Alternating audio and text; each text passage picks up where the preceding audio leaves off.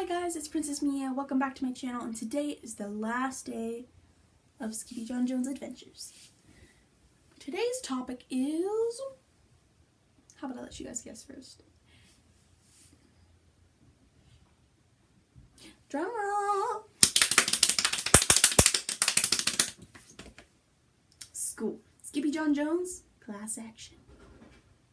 It's a pretty good book today. Especially since we're not in school right now. So, I don't know what else to say. But I hope you guys enjoyed this last SkippyjonJones story. Let's get started. SkippyjonJones was just dying to go to school.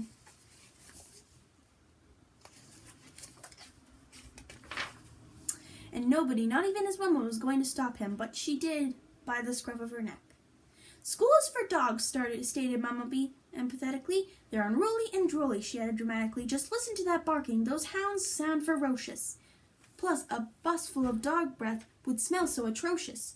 Good golly, Pop Lolly, it's such a no-brainer. If there is a good dog, it's because of its trainer. His mama gently nudged her nugget into his room, and then she added, You're SkippyjonJones, a smart Siamese cat. Take a look in the mirror if you don't believe that. He looks in the mirror every day, said his sisters, Jezebel, Jillyboo, and Jujubee Jones, but all he sees are chihuahuas. Arf, arf, barked Jujubee.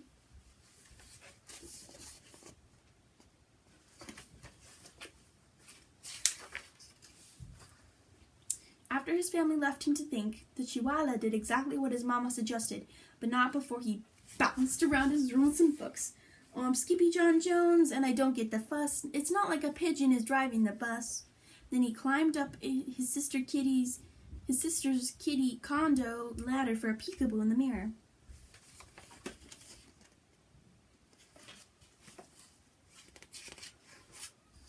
Holy Julio, squealed the kitty boy. How many chihuahuas am I? He wondered out loud. Then he took a deep breath, and using his very best Spanish accent, he answered, As many as your head can handle, hombre. And quicker than you can say the cat in the hat never did that, the kitty boy tossed his mask and his cape and a bright yellow banana into his mochila. Then as he buttoned up his red plaid shirt, he began to sing in a muy soft voice. Oh, my name is Skippito Frisquito, and I'm off to school for burritos, cause I've got a good hunch that I'm going to have lunch with a grand old bunch of puchitos.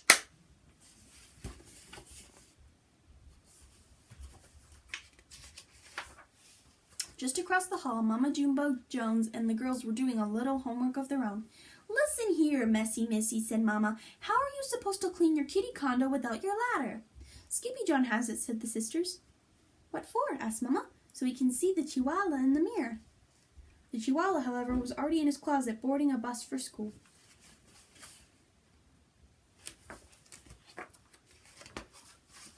But the kitty boy wasn't the only chihuahua on board. His old amigos, Los Chimichangos, were going to school too.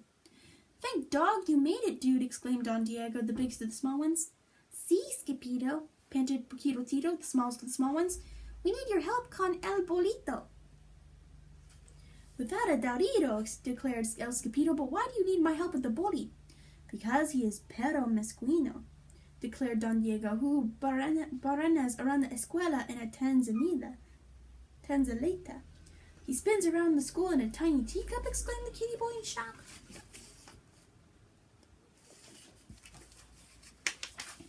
See, dude, added Don Diego, he growls and howls and wears a surta de lana también.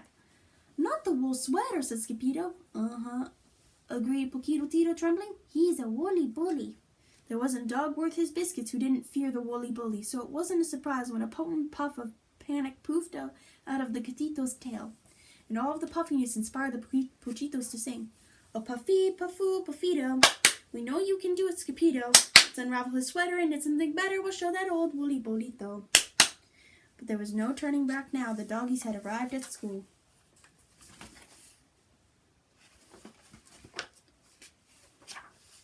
A moment later, the principal, a poodle with very high standards, appeared with a bucket of balls and a whistle.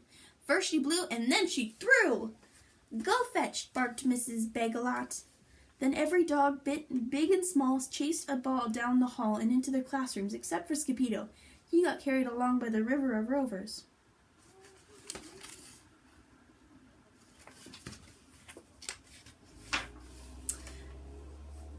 he landed in art class where he drew his very best ever double doggy doodle. "I've never seen a pup do that before," said Mrs. Howler, the art teacher. Then he trotted over to the music room and bayed like a beagle for the canine choir. "Bow wow," woofed Mr. Muzzletuff. "What a pair of ears!"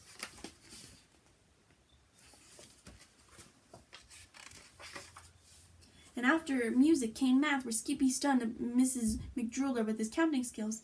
2, 3, 5, 7, 11.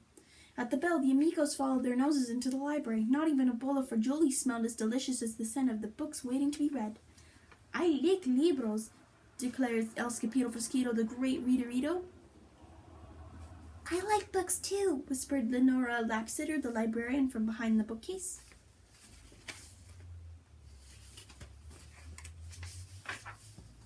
The kitty boy was the last to leave the library, so he had to race over to French class with Monsieur Fouzet.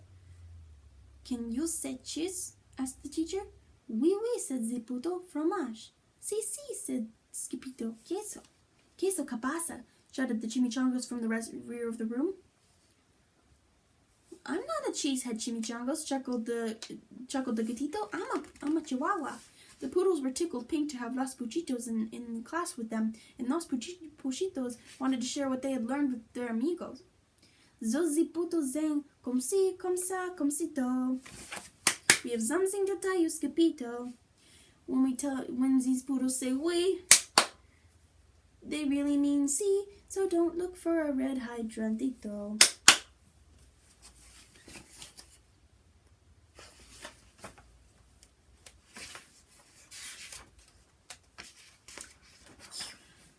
After French, Los Muchachos took a pass on obedience class, deciding instead to take a nap inside the warm case with the golden trofeos. "I'm not good at following the rules," confessed the kitty boy. "What dog is, dude?" quipped Don Diego. Just then the gatito heard a growl that shook the entire escuela, perhaps the whole planeta. "Holy heartborn!" hollowed Skipito. "What was that, my tummy?" "No, that is the bellow of the bolito." Of the woolly bolito," said Paquito Tio with a shiverito. The gruesome grumble grew louder, and along with it came the rattling and plink of the terrible Tanzalita. It was spinning wildly right under his nose, circling like a polka-dotted shark. "And dele!" declared Don Diego. "Get out your dogs, dude!" But Skipito was too frozen with fear to unpack his mochila, so his amigos did it for him, helping to change their Chico into El Skipito Fresquito, complete with a mask, cape, and banana. "Why the plantano, dude?" asked Pintolito. "It's my snack," replied the gatito. "Will you share it with me in detail?" "Yes, indeedo," agreed Skipito.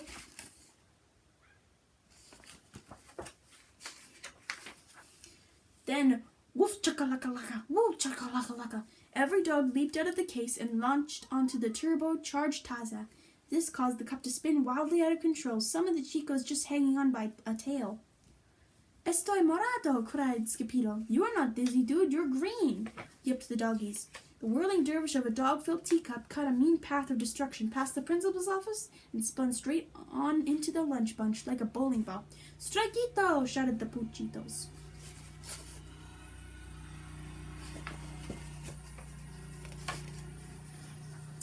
And strike it did.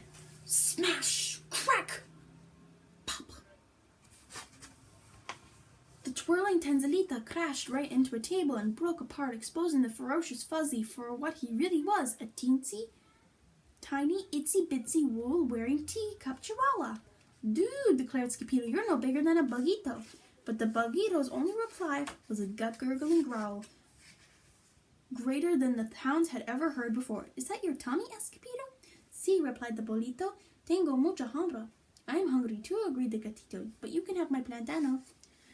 This act of kindness made the chimichangos pull out their jump rope right in the middle of the mess. "Peanut butter and belly buttons, chunky cherry pits. The woolly-bully's taza has broken into bits. Wiggle, waggle, wiggle, while a jelly on toast. He's not a woolly bully. He's just hungrier than most." Just then, Mrs. Bagelot stomped into the lunchroom. "I smell a cat," she bellowed. "This cat better scat."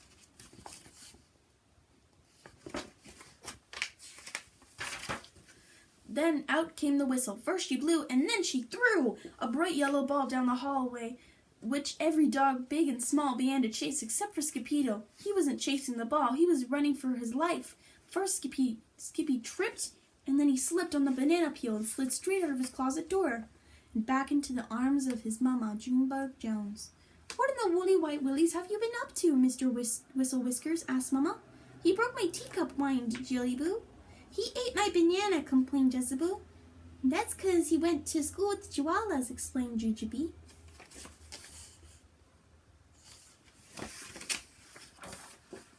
Later that night, after every Fuzzy fell asleep, the kitty boy was good for one last bounce. "Well, I'm SkippyjonJones, and I couldn't say it better. A dog is not a bully just because he wears a sweater."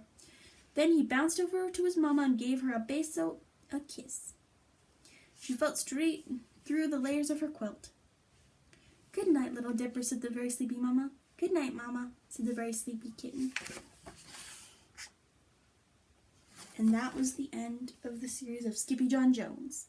Tomorrow I will be reading, drumroll,